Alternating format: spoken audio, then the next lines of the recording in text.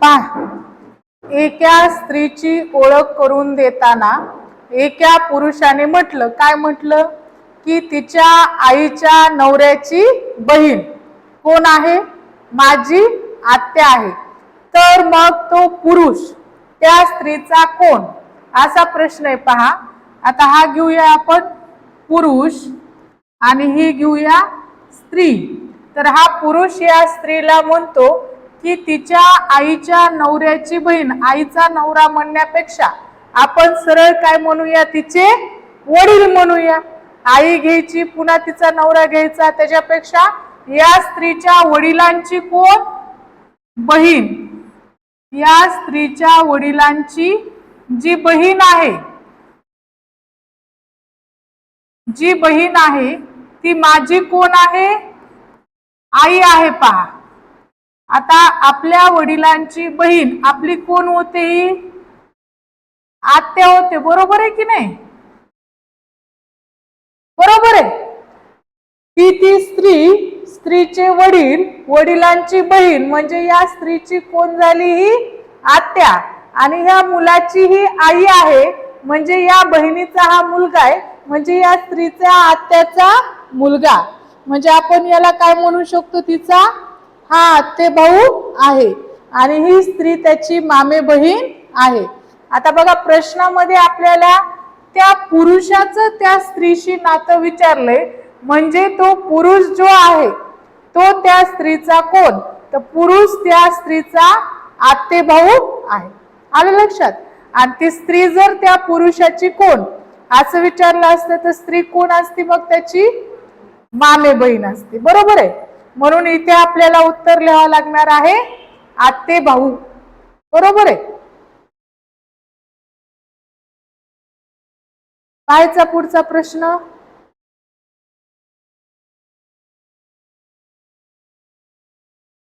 बघा, पुढचा प्रश्न काय दिलाय?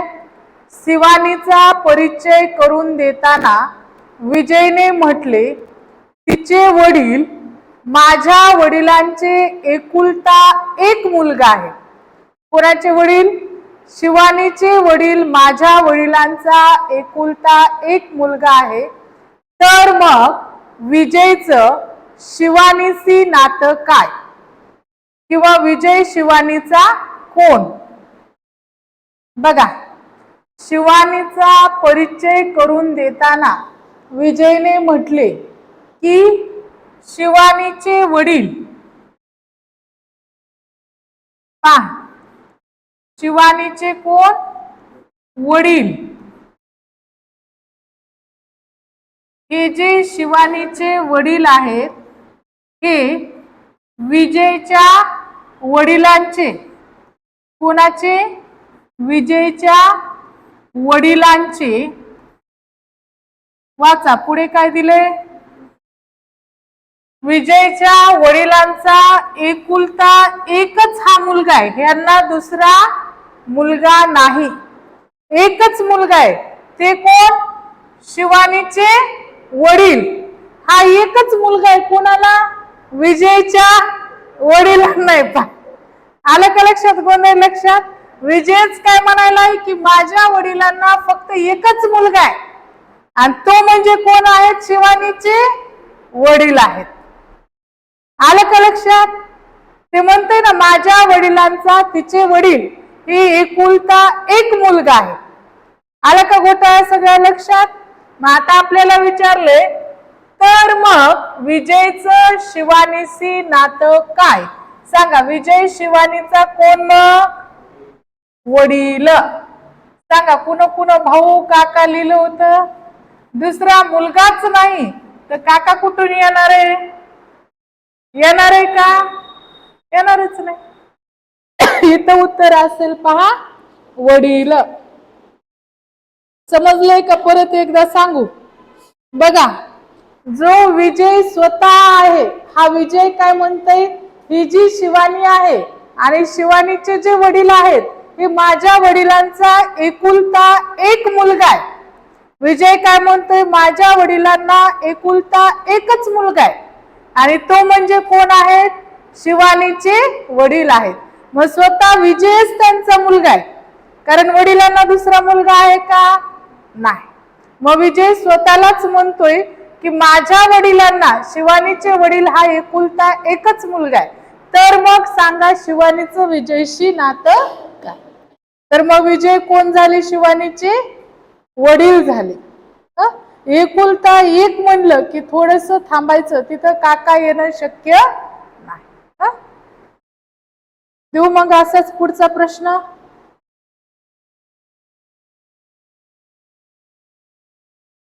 पहा, पुढचा प्रश्न आहे, एका माणसाच्या प्रतिमेकडे बोट दाखवून एक स्त्रीने म्हटले, त्याच्या भावाचे वडील माझ्या आजोबाचा एकुलता एक मुलगा आहे. पुन्हा एकुलता एक आला पहा. तर आपल्याला विचारलंय त्या प्रतिमेतील माणसाचे त्या स्त्रीशी नाते काय? प्रतिमेतील माणसाचे त्या स्त्रीशी नाते काय? तर बघा, बहीण हे उत्तर अगदी बरोबर आहे. आता किती जणांचं आलंय बहीण? ज्यांचं आलं नाही त्यांनी पहा, लक्ष द्या कसं आलंय.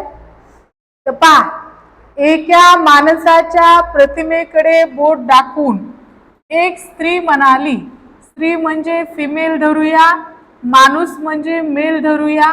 तर याची ही अशी एक प्रतिमा लावलेली, या प्रतिमेकडे बोट दाखवून एक स्त्री म्हणाली, याच्या भावाचे वडील, बघा याचा जो भाऊ आहे आणि या भावाचे जे वडील आहेत, म्हणजे याच्या भावाचे वडील म्हणजे याचे सुद्धा कोण झाले? हे वडीलच झाले की नाही? आपल्या भावाचे वडील म्हणजे आपले सुद्धा कोण झाले? या ठिकाणी वडीलच झाले. तर स्त्री म्हणते, याच्या भावाचे जे वडील आहेत पहा, ते माझ्या आजोबाचा एकुलता एक मुलगा आहे.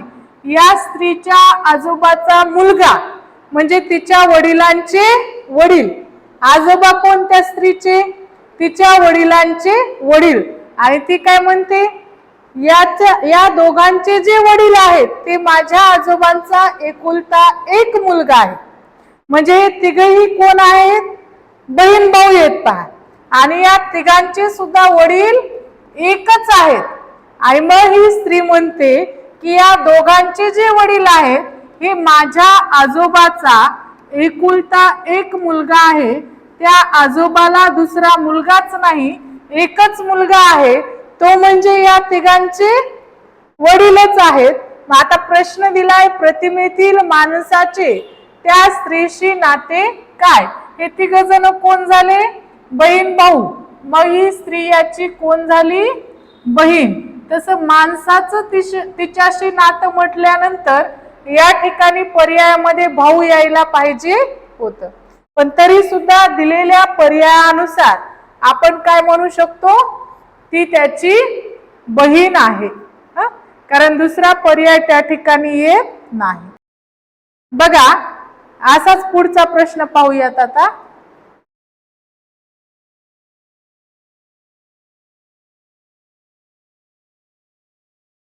पहा, प्रश्न आहे, अजयने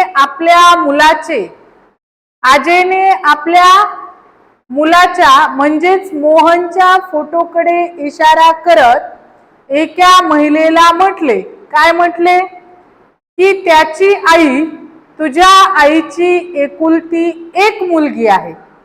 तर मग त्या महिलेचे अजयशी नाते काय? मला पुन्हा एकुलते एक असा उल्लेख इथे आलेला आहे. तर कुका बाजूला पहा, निखिल म्हटलाय म्हणजे आता बरोबर यायलाच पाहिजे. पहा, बघा, अजयने आपल्या मुलाच्या म्हणजेच मोहनच्या फोटोकडे बोट दाखवून, पहा, हा अजय आणि हा मोहनचा त्याच्या मुलाचा फोटो, बरोबर आहे. या फोटोकडे बोट दाखवून अजय म्हणतो की याची जी आई आहे ती त्या स्त्रीला म्हणतो की तुझ्या आईची एकुलती एक कोण आहे? ती मुलगी आहे. लक्षात घ्या, काय म्हणतो? याची जी आई आहे ती तुझ्या आईची एकुलती एक मुलगी आहे. म्हणजे त्या स्त्रीच्या आईला एकच मुलगी, ती म्हणजे ती स्त्री, आणि ती म्हणजेच मोहनची आई.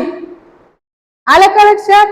काय म्हणतोय फोटोकडे बोट दाखवून की याची जी आई आहे ती तुझ्या आईची एकुलती एक मुलगी आहे. आता सरळ सांगायला तुझ्या आईची एकुलती एक मुलगी म्हणजे तिच्या आईला एक मुलगी कोण असणार आहे? ती स्वतः स्त्रीच, आणि तीच मग मोहनची कोण आहे? आई आहे. आलं का लक्षात? तर बघा, त्याची आई तुझ्या आईची एकुलती एक मुलगी आहे. अजयचा हा कोण आहे? मुलगा आहे. मुलाची ही कोण आहे? आई आहे. म्हणजे अजयची कोण झाली? आता कोण झाली? आता आपलं उत्तर काय यायला पाहिजे? तर मग त्या महिलेचं अजयशी नातं काय? पत्नी. निखिलला बरोबर लक्षात आलं का? नातेसंबंध चांगले समजायलेत निखिलला? नाही समजायले? बघा पुढचा प्रश्न पाहूयात. फार सोपा आहे, पहा काय दिले? फक्त माझ्या वडिलांच्या बहिणीच्या मुलाच्या मुलीचे माझ्याशी काय नाते? माझ्या वडिलांच्या बहिणीच्या मुलाच्या मुलीचे माझ्याशी काय नाते? सांगा पटकन. मग इथे जर आपल्या आत्ते भावाची मुलगी असेल, मावस भावाची मुलगी असेल, मामे भावाची मुलगी असेल, तर आपली कोण होणार आहे? ती भाचीच होणार आहे. आलं का लक्षात? दिलीप यश न जांभळी.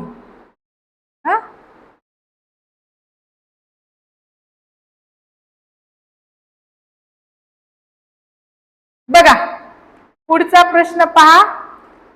मंजूकडे इशारा करत गौरव म्हणाला की ती माझ्या वडिलांची एकुलती एक मुलाची बायको आहे. वडिलांच्या एकुलत्या एक मुलाची बायको आहे. तर मंजू आणि गौरव यांचं नातं काय? बघा पुन्हा एकुलतं एक आलं, पहा लक्षात घ्या.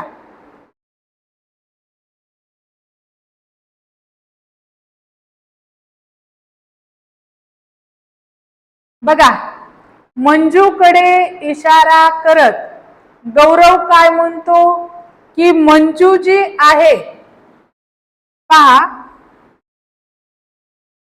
हा गौरव आणि ही मंजू. गौरव म्हणतो की ती जी आहे मंजू ही माझ्या वडिलांचे वडील म्हणजे आपले आजोबा. बघा गौरवचे वडील आणि पुन्हा त्या वडिलांचे वडील म्हणजे गौरवचे कोण झाले? हे आजोबा झाले. बरोबर आहे की नाही? वडिलांच्या एकुलत्या एक मुलाची, म्हणजे या वडिलांच्या वडिलांना फक्त एकच मुलगा होता, आणि तो म्हणजे परत कोण आहे? गौरवचे वडीलच आहेत. पहा, आणि या मुलाची ही कोण आहे? बायको आहे. माझ्या वडिलांच्या एकुलत्या एक मुलाची बायको आहे. तर गौरवचं आणि या स्त्रीचं नातं काय? किंवा ती स्त्री गौरवची कोण? वडिलांची बायको आपली कोण? वडिलांची बायको आपली कोण? अरे बोला की. आई. बरोबर आहे. म्हणून इथे उत्तर आपल्याला काय लिहावं लागणार आहे? आई. यश घरी जाऊन पप्पांना हा प्रश्न विचारायचा. सांगा म्हणायचं. वडिलांचा एकुलता एक मुलगा आणि त्याची बायको. बहुतेक आलं होतं समोरचे दोघं सोडले तर, आणि मागे तिने एक सोडला तर. बरोबर आहे. पहा पुढचा प्रश्न काय म्हणतो. एका माणसाने म्हटलं ही माझ्या आईच्या नातवाची बायको आहे. ही कोण आहे? माझ्या आईच्या नातवाची बायको आहे. तर त्या माणसाच्या मुलीशी नातं काय? तर बघा, तर त्या माणसाचं त्या मुलीशी नातं काय असा प्रश्न असणार आहे. पहा, एका माणसाने एका मुलीकडे पाहून काय म्हटलं की ही जी मुलगी आहे ही मुलगी माझ्या आईच्या नातवाची कोण आहे? हा सांगा, माझ्या आईच्या नातवाची ही स्त्री कोण आहे? बायको आहे. बरोबर आहे. तर आपल्याला विचारले ती जी स्त्री आहे ती त्या माणसाची कोण?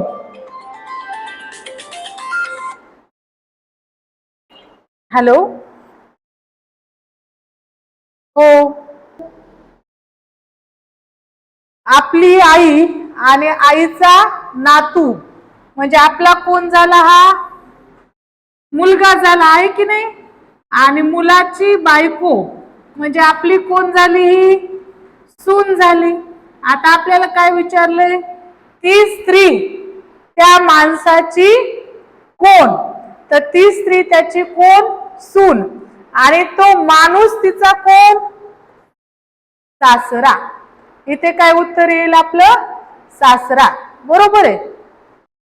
बघा, रिचा आणि रुपेश हे सुमितचे दोन अपत्य आहेत.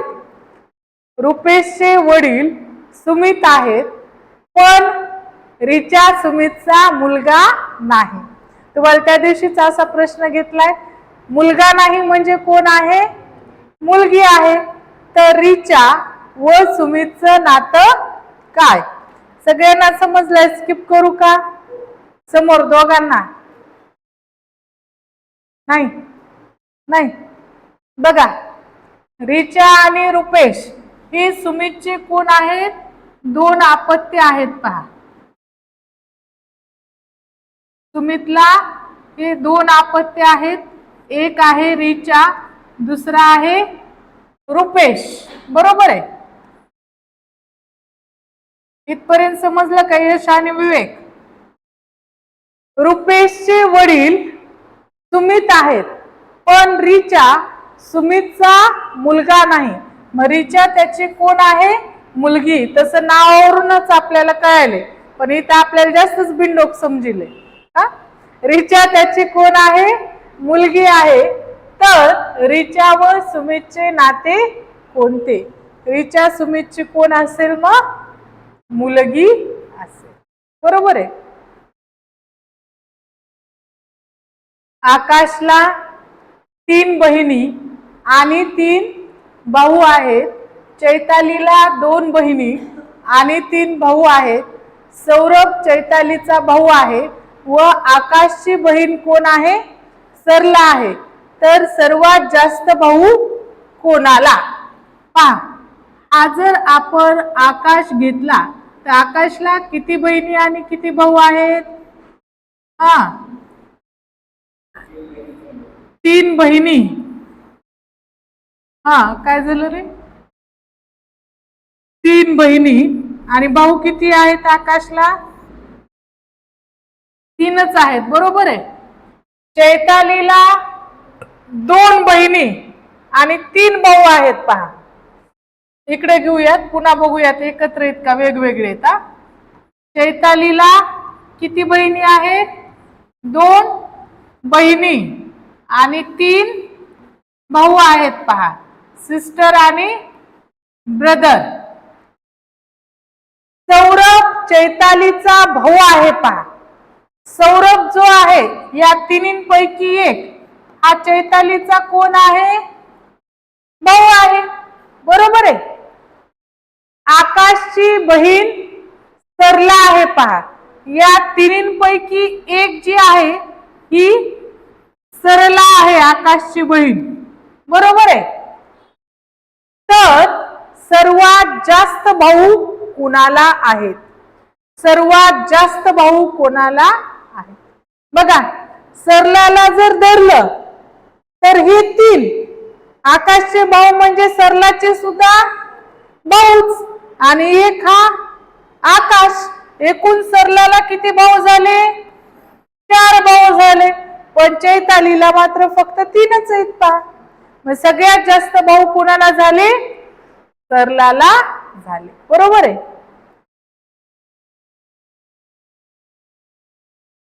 बघा, पुढचा प्रश्न. माझे वडील तुझ्या बहिणीचे भाऊ आहेत. माझे वडील तुझ्या बहिणीचे भाऊ आहेत, तर तुझ्या बहिणीचे व माझे नाते काय?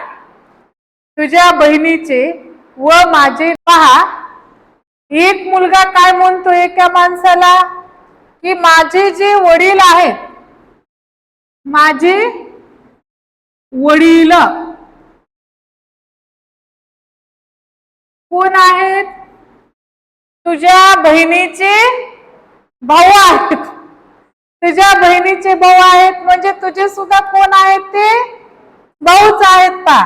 हा जो कोणी एक्स असेल त्याच्या बहिणीचे भाऊ आहेत म्हणजे तुझे सुद्धा कोण आहेत? हे भाऊच आहेत.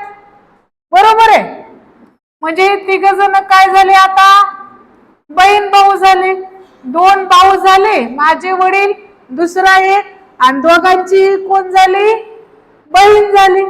आपल्या वडिलांची बहीण म्हणजे आपली आत्या, आणि आत्याचा आपण कोण? मग भावाचा मुलगा. म्हणजे कोणी त्याला आपण भावाचा मुलगा? भाचा. इथे उत्तर काय यायला पाहिजे आपलं? भाचा. पहा, आलं लक्षात? लिहून घ्या मग भाचा. घरी जाऊन काढा कसा आला ते.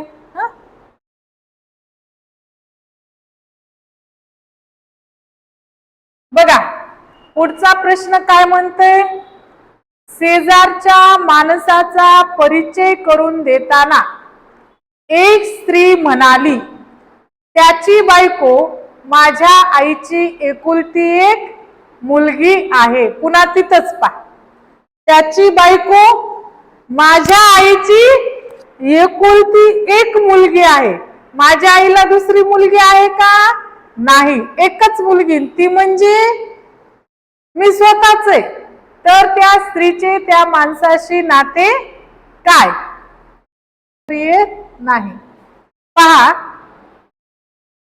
ही स्त्री काय म्हणते? या शेजारच्या माणसाला म्हणते ही स्त्री, या माणसाची जी बायको आहे ती माझ्या आईची कोण आहे? एकुलती एक मुलगी आहे. प्रथमेश, माणसाची बायको माझ्या आईची एकुलती एक मुलगी आहे. पहा, हा माणूस, ही माणसाची बायको ही तिच्या आईची एकुलती एक कोण आहे? मुलगी आहे. पहा, या आईला एकच मुलगी आहे आणि ही म्हणजे या माणसाची बायकोच आहे. तर आपल्याला विचारलंय त्या स्त्रीचं त्या माणसाशी नातं काय? तर ती स्त्री त्या माणसाची कोण असेल? मग पत्नी असेल. बरोबर आहे का वैजनाथ? कोण असणार आहे ती स्त्री? त्याची पत्नी. पहा,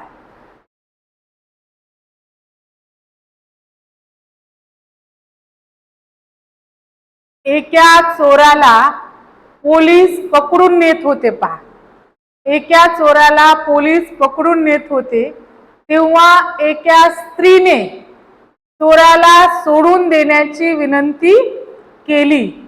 पोलिसांनी त्या स्त्रीला नाते विचारले तेव्हा ती स्त्री चोराकडे बोट दाखवून म्हणाली, याचे मामा माझ्या मामाला मामा म्हणायचे. याचे मामा माझ्या मामाला मामा म्हणायचे. तर त्या स्त्रीचे त्या चोराशी नाते काय? बघा, एका चोराला पोलीस पकडून नेत होते. हा काय आपल्याला महत्त्वाचा विषय नाही. तेव्हा त्या स्त्रीने चोराला सोडून देण्याची विनंती केली. पोलिसांनी त्या स्त्रीला नाते विचारले. तेव्हा ती चोराकडे बोट दाखवून म्हणाली. आपल्याला फक्त इथून एवढाच प्रश्न लक्षात घ्यायचा आहे. पहा, एकच वाक्य लक्षात घ्यायचंय. या चोराचे जे मामा होते त्या माझ्या मामाला काय म्हणायचे? मामाच म्हणायचे. तर मग त्या दोघांचे नाते काय? म्हणजे बघा, या चोराचे मामा आणि त्या स्त्रीचे मामा हे एकच होते. चोराचे जे मामा आहेत आणि स्त्रीचे जे मामा आहेत हे दोन्ही एकच होते. कारण चोराचे मामा त्या स्त्रीच्या मामाला काय म्हणायचे? मामाच म्हणायचे. म्हणजे चोराचे मामा आणि स्त्री दोघं काय आहेत? बहीण भाऊ आहेत. पा आलं का लक्षात? ती काय म्हणते? या चोराचे मामा माझ्या मामाला मामा म्हणायचे. म्हणजे चोराचे मामा आणि ती स्त्री हे दोघ जण कोण आहेत? बहीण भाऊ आहेत. आणि जो भाऊ आहे ते चोराचा कोण आहे? मामा आहे. म्हणजे तो त्याच्या आईचा भाऊ आहे. मग ती स्त्री त्या चोराची कोण झाली? आई. चोराचा मामा म्हणजे आपल्या आईचा भाऊ. मग ती स्त्री त्याची कोण झाली? बहीण. आणि चोराची कोण झाली? ही आई. आणि चोर तिचा कोण झाला? मुलगा. आलं का लक्षात? आता बनवा, तुम्ही कोणालाही मामा बनवू शकता. हा प्रश्न विचारून कुणीही मामा बनवू शकेल. कारण सहजासहजी लक्षात येत नाही नेमकं कोण कुणाला मामा बनवायचं. राहिलेला आपण उद्या पाहू.